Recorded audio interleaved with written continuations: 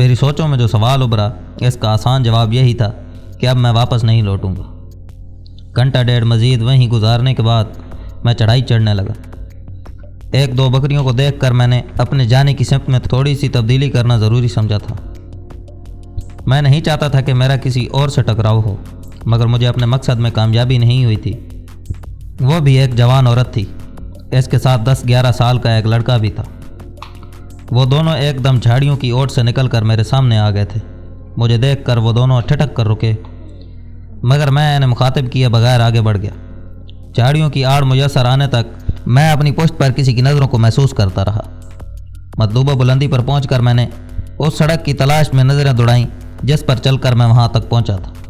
اسی سڑک سے میں اپنی سمت درست رکھ سکتا تھا۔ مجھے وہ سڑک تلاش کرنے میں کوئی دقت نہیں ہوئی تھی۔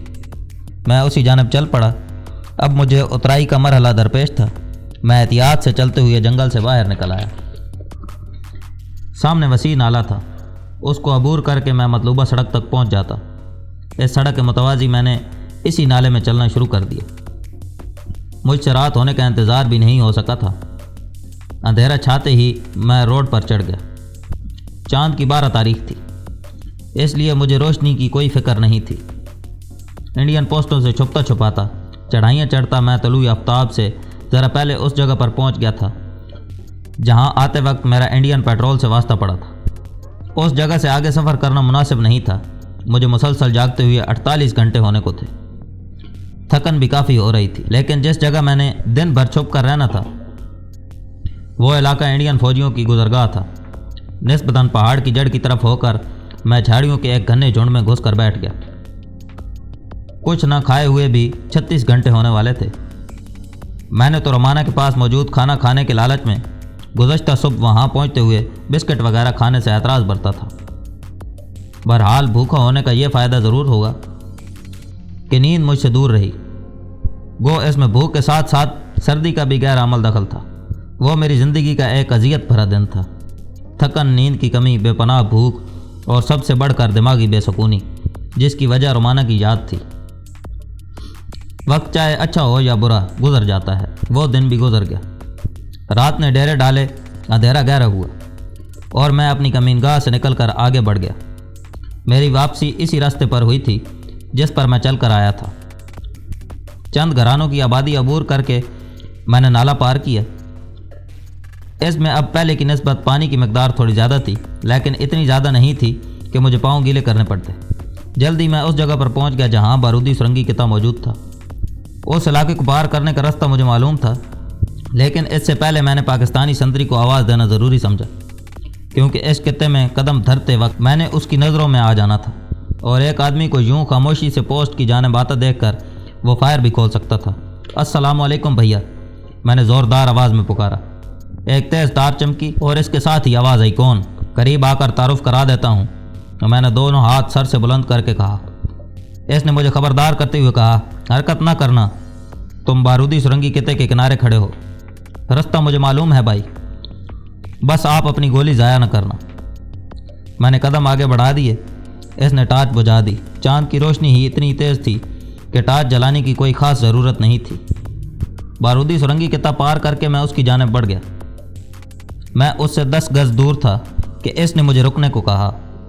اس کے ساتھ ہی اس نے ٹارچ کی روشنی میرے چہرے پر ڈالی۔ ارے آپ! اس کے منہ سے تاہیر آمیز آواز برآمد ہوئی۔ آ جائیں۔ ٹارچ بجھا کر وہ خود بھی میری جانب بڑھا۔ کریم کون ہے یہ؟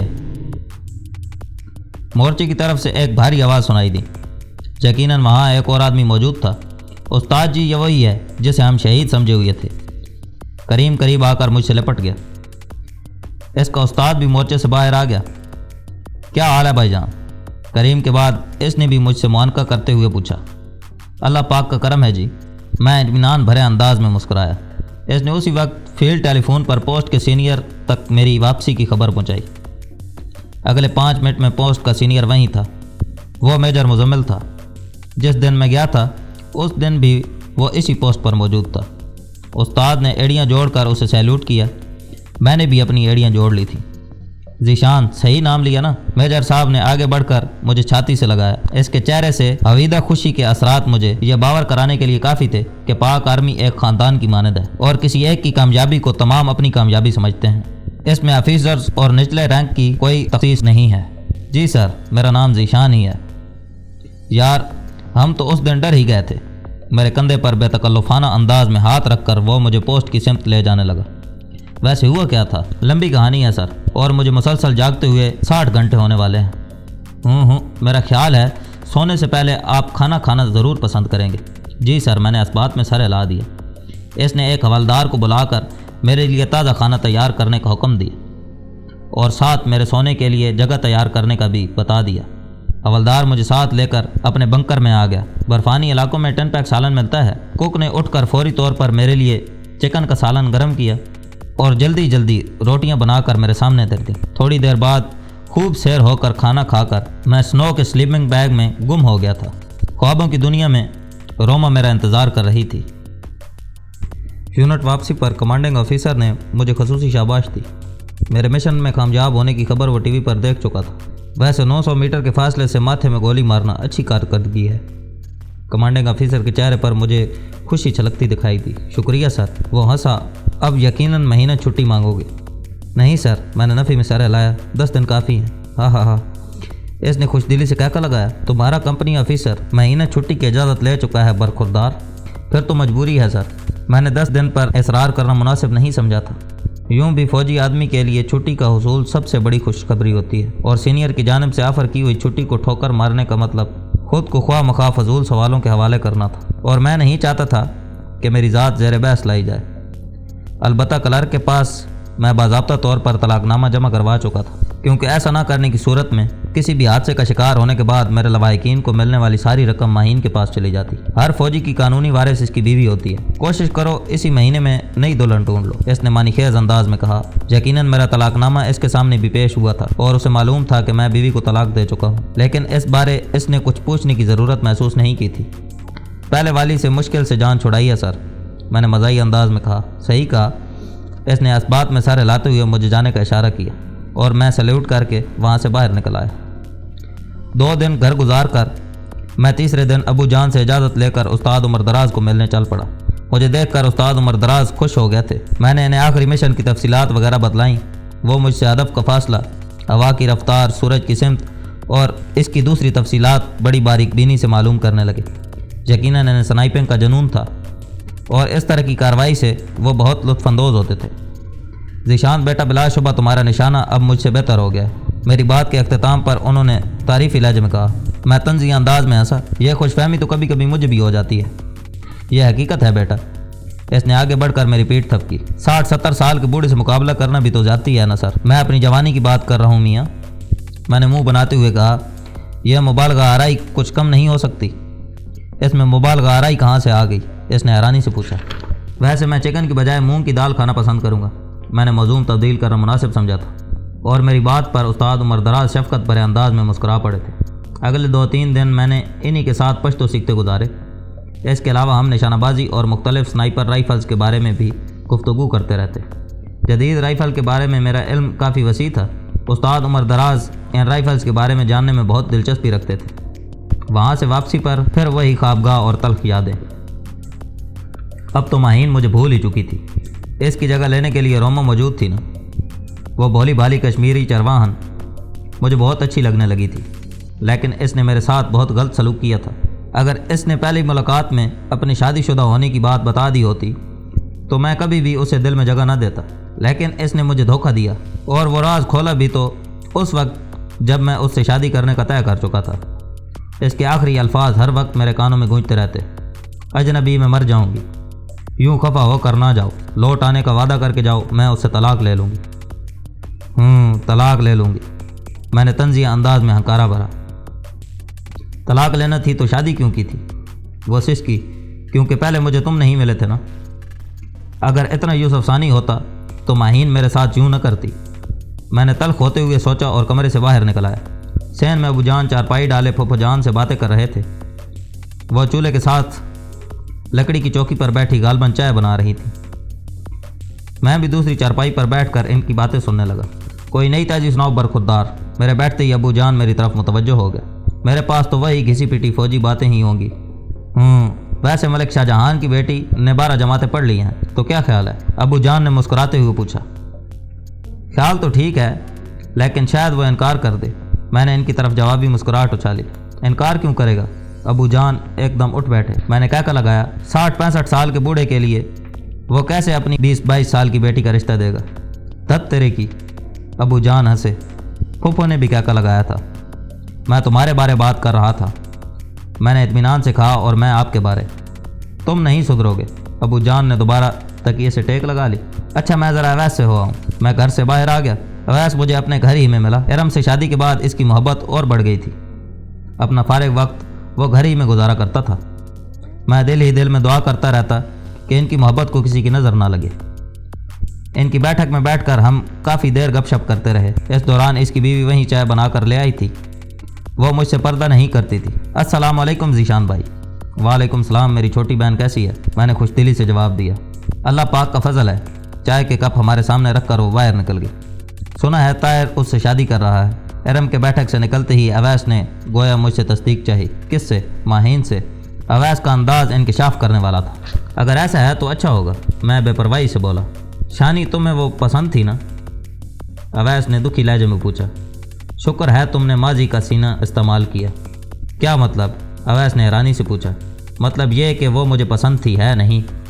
اور اللہ پاک کا شکر کہ میرے سامنے اس کی اصلیت کھل گئی، ورنہ بچہ بچی ہونے کے بعد یہ راز کھلتا تو خود سوچو میں نے کتنی بڑی مصیبت میں گرفتار ہو جانا تھا۔ صحیح کہتے ہو۔ وہ اپنا کپ اٹھا کر چائے پینے لگا۔ ہفتے بھر بعد ہی اویس کی بات کی تصدیق ہو گئی تھی۔ ماہین کے باپ حشمت چچا نے ہمارے گھر آ کر مجھ سے اجازت مانگی تھی۔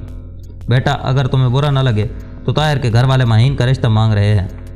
حشمت چچا، میرا آپ کی بیٹی سے کیا واسطہ؟ اور پھر جو کچھ ان دونوں کے درمیان تعلق رہ چکا ہے، اس کے بعد ان کی شادی کرنا بہت ضروری ہو جاتا ہے۔ بیٹا میں آپ سے بہت شرمندہ ہوں۔ چچا حشمت کے لہجے میں ندامت تھی۔ چچا جان، آپ کا شرمندہ ہونا تب بنتا تھا جب وہ شادی سے پہلے ایسی کوئی حرکت کرتی۔ شادی کے بعد مرد عورت اپنے عمل کے خود جواب دہ ہوتے ہیں۔ آپ میرے بڑے ہیں اور خدا را یوں ندامت ظاہر کر کے مجھے شرمندہ نہ کیا کریں۔ جیتے رہو بیٹا۔ چچا حشمت میرے سر پر ہاتھ پھیر کر واپس لوٹ گئے۔ مہینہ گزار کر میں نے یونٹ کی راہ لی۔ راؤ تصور صاحب اور حوالدار فیاض واپس آ گئے تھے۔ وہ دونوں وزیرستان میں بطور انسٹرکٹر گئے تھے۔ البتہ سردار خان، اسد خٹک وغیرہ جو سنائپنگ کے لیے گئے تھے، ان کی واپسی کا کوئی پتہ نہیں تھا۔ مجھے چھٹی سے واپس آئے ہفتہ ہونے کو تھا کہ ایک دم شام کے وقت مجھے حکم ملا کہ صبح میں نے پشتو زبان سیکھنے کی کلاس میں شامل ہونا ہے۔ مجھے حیرانی تو کافی ہوئی، مگر فوج کی زندگی میں اس سے بھی کئی گنا عجیب احکام ملتے رہتے ہیں۔ اگلے دن کلاس شروع ہونا تھی اور حیرانی کی بات یہ تھی کہ پڑھانے والے 2 تھے اور پڑھنے والا میں اکیلا۔ مجھے پڑھانے کے لیے اپنی یونٹ ہی کے 2 پٹھانوں کا انتخاب ہوا تھا۔ کلاس کیا تھی؟ بس پشتو زبان کا سیکھنا تھا، جو میں پہلے ہی تھوڑی بہت جانتا تھا۔ سارا دن ہم پشتو میں گپیں کرتے رہے۔ اس دوران مجھے جس الفاظ کی سمجھ نہ آتی میں ان دونوں سے پوچھ لیتا۔ یوں بھی مجھے پشتو کی گرامر نہیں سیکھنا تھی۔ اسی دن رات کو 8 بجے مجھے unit second in command major Waseem کے دفتر حاضر ہونے کا حکم ملا۔ اس کے اردلی کو کہہ کر میں نے اندر جانے کی اجازت مانگی۔ وہ میرا ہی منتظر تھا۔ آؤ ذیشان بیٹھو۔ اس نے سامنے پڑی کرسی کی جانب اشارہ کیا۔ میں مؤدبانہ انداز میں کرسی پر بیٹھ گیا۔ آج پشتو زبان کی کلاس اٹینڈ کی تھی؟ اپنے گھومنے والی کرسی سے ٹیک لگا کر اس نے تحمید باندھی۔ جی سر۔ یہ بھی جانتے ہوگے کہ تمہارے کچھ ساتھی وزیرستان میں پاک آرمی کے مختلف قافلوں کے ساتھ چل رہے ہیں؟ جی سر، میں نے لگا بندہ جواب دہرایا۔ تازہ ترین اطلاعات کے مطابق وہ اپنے کام کو کچھ بہتر طریقے سے انجام نہیں دے پا رہے، اور وجہ کا مجھے پتہ ہے۔ یقیناً گاڑی میں بیٹھ کر دشمن کے پہلے سے چھپے ہوئے سنائپرز کا مقابلہ کرنا اتنا آسان نہیں ہوتا، اور یہ بات ہائی کمانڈ کی نظر سے بھی اوجھل نہیں ہے۔ تم جانتے ہوگے کہ وزیرستان میں اپنی فوج قلعہ بند ہے۔ حرکت کرتے وقت یا کسی علاقے کی تلاشی لینے کے علاوہ کسی کو کیمپ سے باہر رہنے کی اجازت نہیں ہوتی، جبکہ دہشت گرد اطمینان سے دندناتے پھر رہے ہیں۔ ان کا مقابلہ کرنے کے لیے ہمارے سنائپرز کو بھی کیمپ سے باہر جانا ہوگا۔ طالبان کے کئی دھڑے ہیں، لیکن انہیں ہم بنیادی طور پر 2 بڑے گروپوں میں بانٹ سکتے ہیں۔ پہلا گروپ اصل طالبان یا مجاہد ہیں، اور وہ امریکہ کے خلاف افغانستان میں برسرکار ہیں۔ دوسرا گروپ جو کئی گروپوں کا مجموعہ ہے، اس میں مقامی لوگ ہیں جو ایجنسیوں سے پیسے لے کر پاک آرمی پر حملے کرتے ہیں۔ باہر کی کئی ایجنسیاں جیسے را، موساد، فریمیس اور KGB وغیرہ کے تربیت یافتہ دہشت گرد ہیں۔